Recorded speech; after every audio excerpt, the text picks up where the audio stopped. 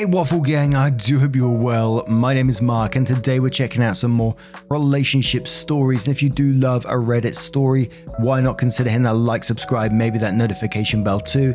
Let's crack on with today's first story. Now today's first story comes from Artie Shockers, who says, I, 29 male, can't seem to forgive my sister, 26 female, after she completely bailed on me when I was on the brink of being homeless.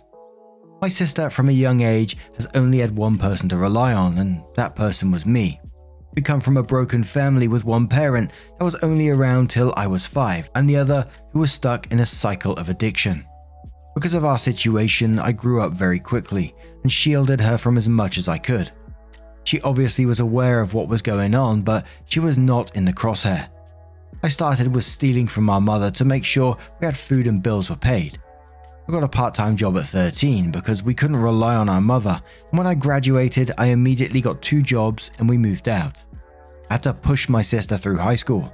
She wasn't an easy teen for obvious reasons, on top of going month to month to get as much money together to pay our bills.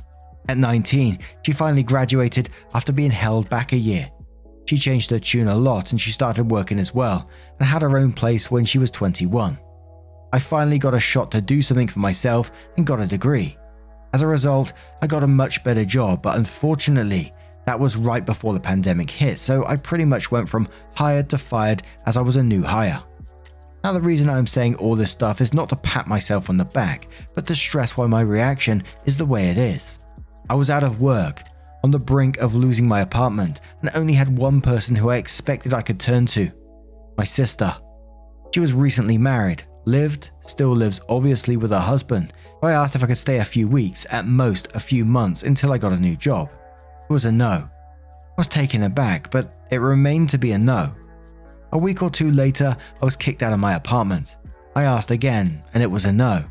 At this point I am homeless, and the only reason I didn't end up sleeping on the damn street was because I could crash at a few friends until I got a temporary job. I rented a room with a bunch of roommates for a while, eventually got a job in my field again, and now I'm doing fine. That said, I've not spoken to my sister since. She has called, messaged, banged on my door, sent crying voice messages, apologized dozens of times, tried to explain herself, tried going to my job, tried going to friends, everything. I haven't said a word to her. It's been over a year now. She recently had a child and she is desperately trying to reach out. She claims her husband refused to let me stay, even reached out several times to beg me to reach out. But to me, the one time I need her, she basically tells me to F myself. I feel like it was the last push I needed just to end the chapter of my life. I feel bad, but just not bad enough, I guess.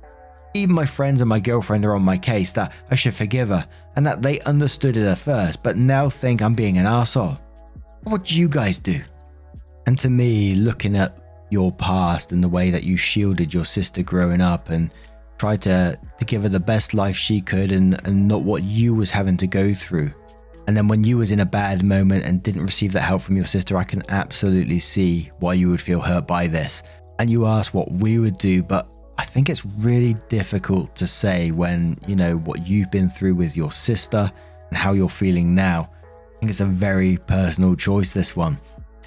You know, I could say I would help my brothers no matter what, but we didn't have the past that you have had and the things that you've had to endure and battle through.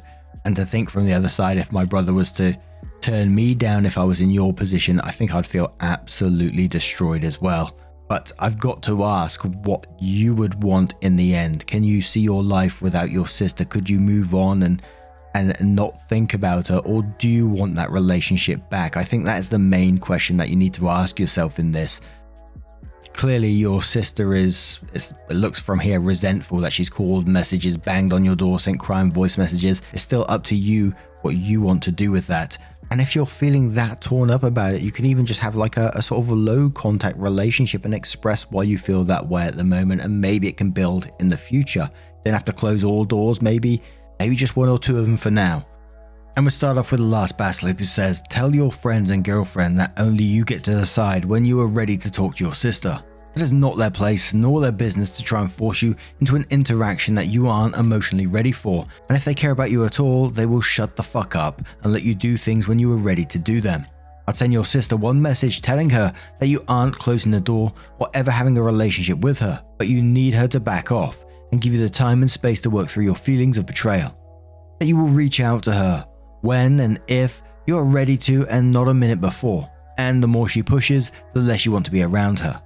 Then get into counseling to work through your feelings, decide how much of a relationship with her you can handle emotionally, and then proceed from there. If your girlfriend and friends keep pushing, then they are only doing it for their own selfish purposes rather than out of concern for you, and you need to shut them down hard.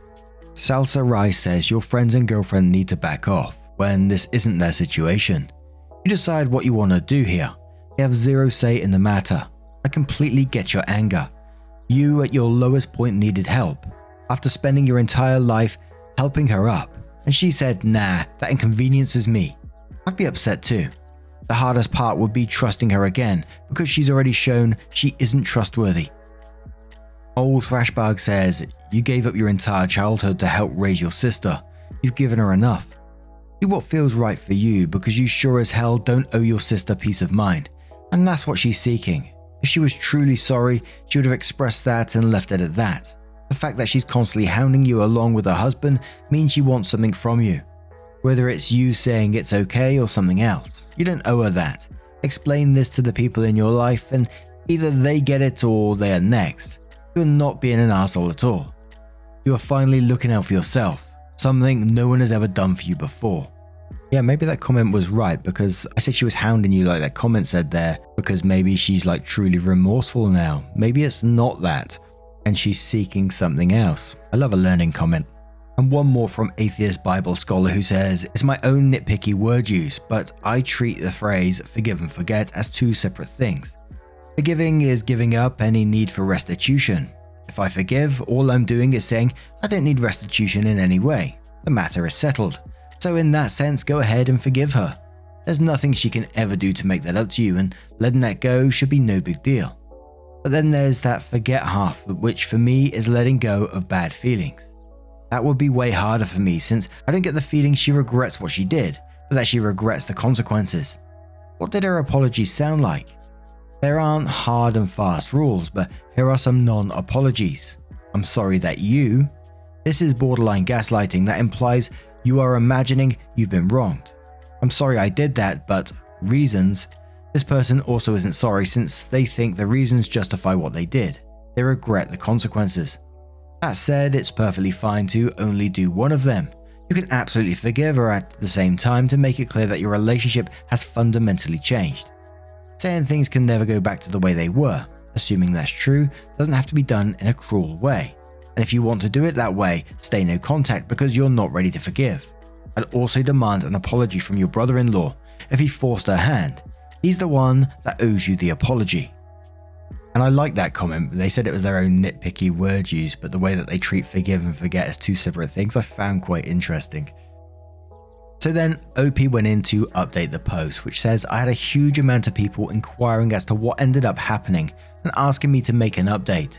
Should anything happen, and while I wasn't sure if I would or even should, I eventually decided to just go ahead and do it. Let me start by apologizing to the people who commented on my post. I made my post and it didn't seem to gain much traction at all, so I more or less stopped looking at it for a day I think, only to figure out the next day that I had gotten a lot of comments. Unfortunately, when I decided to reply to a lot of the comments I'd been reading, I realized that this subreddit locks the comments after a certain amount of comments have been made or karma has been reached. I'm afraid I was not aware of this admittedly very odd rule, so that's on me. I did end up reading most comments and would like to thank everyone offering advice or just saying something supportive. First, to answer a couple of questions that I was unable to answer, along with addressing some incorrect comments in the previous post, yet I saw asked quite a few times. 1. The first few no's were without reasonable explanation. I was not aware of her, given the reason that her husband was not okay with it until later. 2.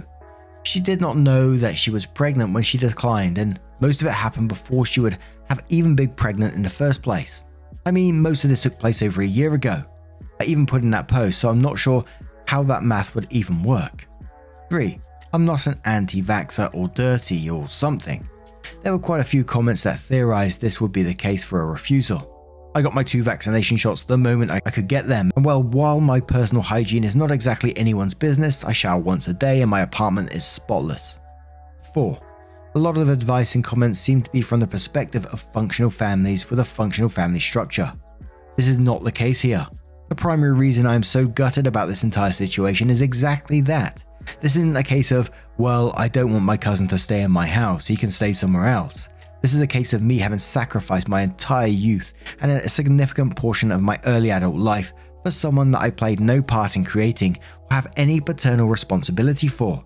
And the first and only time I ever asked her to do something for me, as the only person I could reasonably fall back on, and her not doing that, that's more than a familial spat.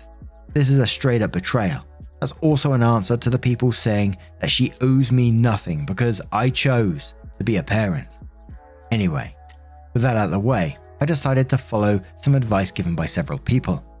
I told my girlfriend and the friends who involved themselves or were involved by my sister to back off or to lose my number.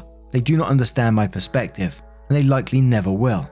And I need to get that through my head, as I have a tendency to talk about my life as if it is a standard, but it is a standard only to me. Luckily, most people don't go through any of that. I obviously had a longer and face-to-face conversation with my girlfriend than with individual close friends, but it boils down to that. One friend kept pestering me about it and I ended up dropping him as a friend, but my girlfriend was apologetic and most friends were either apologetic or said they'd drop it. I ended up writing a long email to my sister, and while I will not copy and paste the entire thing here, as it contains a lot of personal information and far more horrible stuff that I am unsure will even be allowed on a sub like this, it is more or less boiled down to me explaining to her how a refusal to take me in for what ended up being a few weeks made me feel, and I detailed a long list of things I had done to take care of her. I ended up finishing my email telling her that even if I take her version of the story as truth and her husband is the cause of me not being allowed to stay, that is entirely irrelevant to me, because that just means she didn't fight for me at all. I also informed her that I have no interest in meeting her child of this moment, and I have no interest in reconnecting with her, and if that changes in the future, I will be the one to contact her. I told her let this be a lesson to her, as it has been a painful lesson to me. Boiled down, I have decided to move on and keep the door on the tiniest of cracks. She has responded a lot since that comment. She seems unable to accept it, but I have not responded since. I don't have anything to tell you. I'm afraid since the sub only allows one update, well, it is what it is. Again, thank you for all taking the time to respond to my post, and thank you for your insightful replies. I kind of had a feeling, it might go this kind of direction, and as OP said, they haven't closed the door completely on their sister, but for now, they need to take their own time to get their own feelings in check, which I think is a good choice. But what do you guys make of this situation? Let me know your thoughts down in the comments below, and let's move on to another story. Now, this next story comes from Am I Gay Throwaway, so you can probably see where this one's going. Am I gay for my best mate? How do you tell the difference between platonic and romantic feelings? I, 20 male, have been friends with M, 20 male, since we were 12. We've basically done everything together since. Our siblings and our parents being friends too has made it easy. Our family holidays together, we all go out to dinner at least once a month. They don't mind us staying over at each other's houses unannounced, even when we're in school. I've never really suspected that he might be interested in men, or that I might be for that matter. We both had girlfriends in the past and it's just not something that's come up. A week or two ago, my stepdad had made this comment about M being gay for me. I didn't think much of it, just thought he was being a dick and complained to a friend about it. This friend has asked why my stepdad thought that, and I mentioned that M bought me flowers, as a joke. For graduation, he hasn't gotten over it. The friend joked that it was kinda gay, and honestly, everything's kinda crumbling around me. Lol. It's not that I care that he's gay, I just found out that I'm aware that's an actual option. Not just for him, but for me.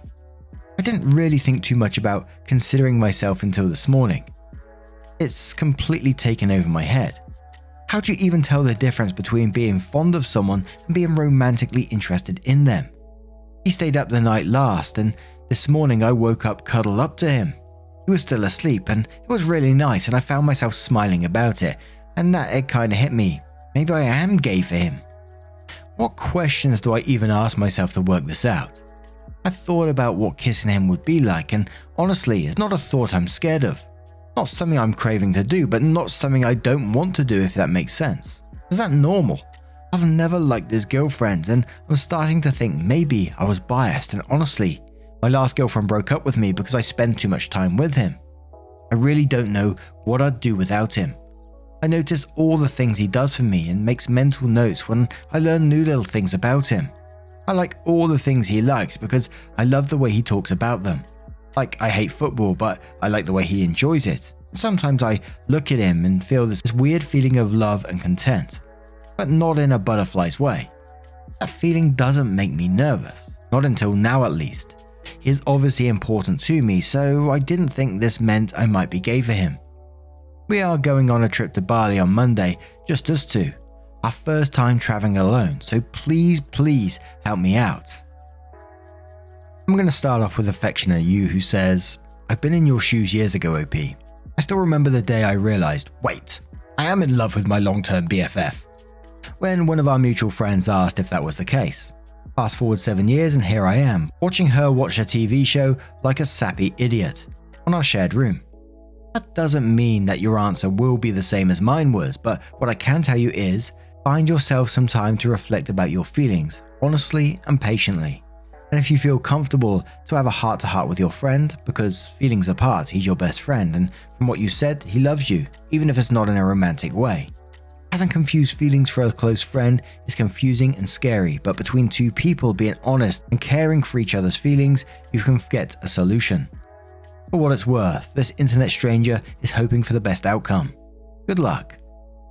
And many of the comments just saying, this is really sweet and pretty much reflecting that comment that we just heard. So I don't think there's anything more to add on those comments apart from saying, it's really sweet that what's happening right now.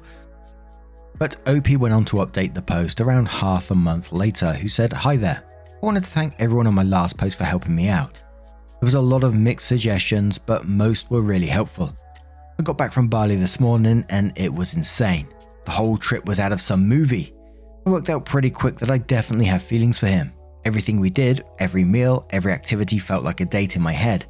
I had countless amounts of dinners with this guy. Done 1,000 things alone with him, but this all felt different. I was hyper aware of everything. He kicked me under the table the first night at dinner and I was thinking, did we always do that before? That's kind of how I felt about everything. There has always been a running joke from high school that we were dating. Like I mentioned in my last post, he'd gotten me flowers for a graduation as a joke. Every now and again we would do this really stupid and overly romantic thing for each other for a laugh. That led to him paying the Airbnb host to shower my bedroom in flower petals and hearts and this bouquet. That kicked off a running joke that we were on our honeymoon. We kept doing these stupid little things for each other and jokingly calling each other the dumbest, most atrocious pet names you have ever heard. It wasn't till the last few days that anything really happened. We went to this really pretty place for dinner. The vibe was really different all of a sudden.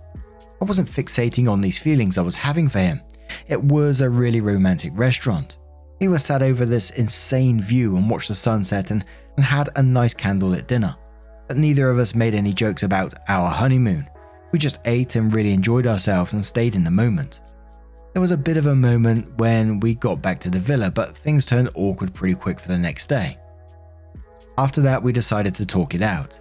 He admitted to having a crush on me in year 9 and that he figured out he was into guys that way. I brought up that a couple more times and he asked why I kept talking about it. I told him about my feelings for him, which he reciprocated, and we kissed and stuff. So yeah, that's kind of it for now. He's gone to visit some family in another state, so we decided we'll work out more stuff when he's back, but it's all looking good. Thanks so much to everyone who helped out. I really appreciate it, and thanks for reading. And there was one more little cheeky update which said, I'm OP. I wanted to hijack the comment for another mini update. We're officially dating as of like 2 hours ago. Thanks everyone for the nice comments. I'm really glad that so many people enjoyed our story. Thinking way ahead, I'm keeping these posts a secret in case we ever get married or something, so I can read it out. Maybe that's cheesy, or I don't know. Thanks everyone. My favorite thing about a post like that is the way you can hear their thinking, the way that they're questioning themselves. Like when he mentioned about the kick under the table, then he's thinking, oh, we always do that. And just like overthinking, over processing everything in your head. I kind of like hearing those thoughts. I don't know why, but I think that's an absolutely lovely little story. But what do you guys make of this one? Let me know your thoughts down in the comments below. And just a huge thank you for spending your time with me today. Getting involved in a story you'll love, support and time always means the absolute world to me. And hopefully I will see you in the next one. Take care. Much love. Wake up, get up, stretch my legs, eat some breakfast, milk and eggs, brush my teeth up, wash my face, throw my clothes on, start my day. Wake up, I can smell the smoke from the bacon. Let's go, see the sun shining from the windows. Okay, I know that today